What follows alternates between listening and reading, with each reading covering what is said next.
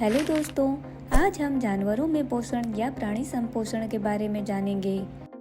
आप यहाँ बगीचे में बैठे हैं, इन सुंदर पौधों को देखें।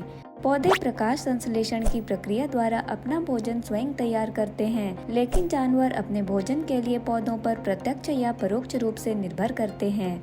बकरियां हरी घास चर रही हैं, शाकाहारी जानवर पेड़ पौधे खाते हैं और मांसाहारी जानवर अन्य पशुओं को खाते हैं। कुछ जानवर जैसे कुत्ते और सूअर पौधे व जानवर दोनों को खाते हैं। इन्हें सर्वाहारी कहा जाता है। जिस तरह से कोई जीव भोजन के स्रोतों को प्राप्त करता है और उनका उपयोग करता है, उसे पोषण का तरीका कहा जाता है। आइए प्राणी संपोषण के दो तरीकों को देख लेते हैं। स्वपोषी पोषण।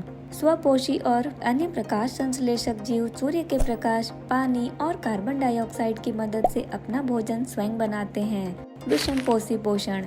यह पोषण का एक तरीका है जिसमें जीव जीवित रहने के लिए भोजन के लिए दूसरे जीवों पर निर्भर रहते हैं। वे हरे पौधों की तरह अपना भोजन खुद नहीं बना सकते।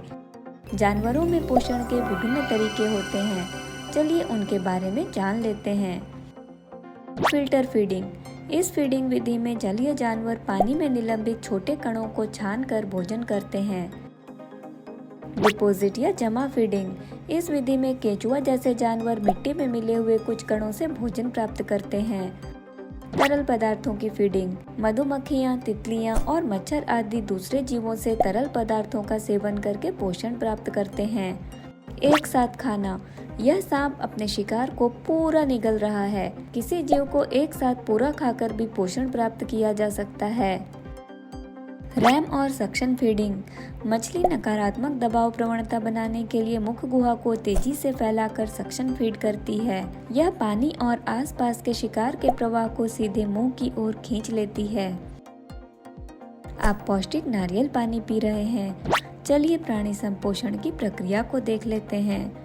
अंतर्ग्रहण। भोजन को शरीर के अंदर पहुंचाने की प्रक्रिया ही अंतर्ग्रहण कहलाती है। पाचन।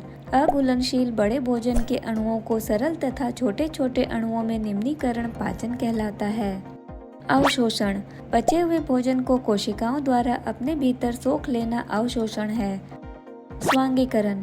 यह कोशिकाओं के भीतर पचे हुए भोजन से नए जीव द्रव्य के संश्लेषण की प्रक्रिया या फिर संचित भोजन के ऑक्सीकरण के फलस्वरूप ऊर्जा का मुक्त होना है। बहिष्करण।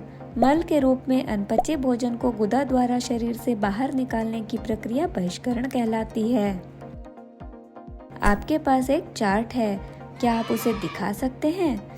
यहाँ अमीबा में पोषण के विभिन्न चरण दिखाए गए हैं। अब आप प्राणी संपोषण या एनिमल न्यूट्रिशन के बारे में काफी कुछ जानते हैं। ऐसे ही और वीडियो देखने के लिए चैनल को सब्सक्राइब करें, वीडियो को लाइक करें और ज्यादा से ज्यादा शेयर करें। धन्यवाद।